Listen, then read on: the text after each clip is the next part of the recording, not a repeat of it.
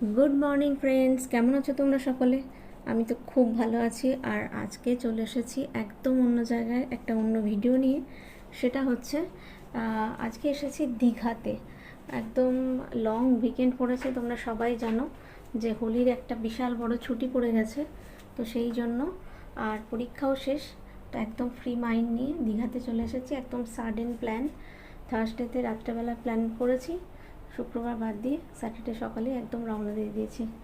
তো সেই আজকে সকালেই এসেছি এবং আজকেই ব্লগটা তোমাদের জন্য দিচ্ছি, জাস্ট প্রথম পার্টটুকু, কলকাতা থেকে দীঘার আসার জার্নিটা। তো এইরকম সাডেন প্ল্যানগুলো সত্যি খুব ইন্টারেস্টিং হয়। আমরা খুব লাকি ছিলাম যে এরকম একটা লং উইকেন্ডের মধ্যেও আমরা একটা ভীষণ ভালো হোটেল পেয়ে গেছি দীঘাতে।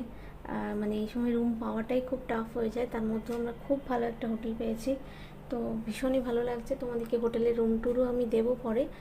আপাতত কলকাতা থেকে দীঘার জার্নি একটা লম্বা জার্নি হয়, সেটা করে এসে সবাই একটুখানি এক্সস্টেড আছি, তাই জন্য খুব বড় ভিডিও বানালাম না।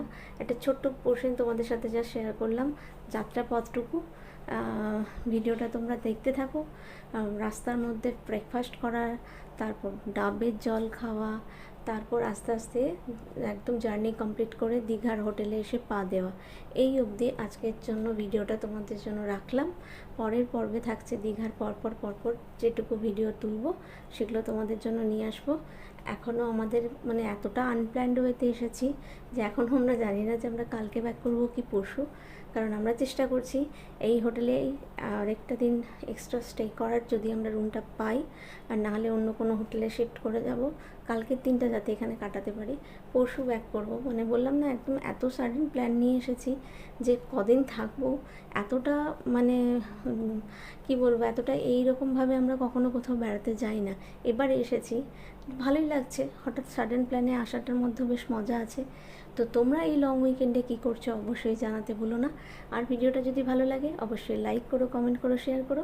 চ্যানেলটাকে সাবস্ক্রাইব করতে একদম ভুলে যেও না। ভালো থেকো, সুস্থ থেকো, এবং দেখা হচ্ছে দীঘা থেকে অনেক ইন্টারেস্টিং ব্লগ নিয়ে। ততক্ষণের জন্য টাটা, বাই।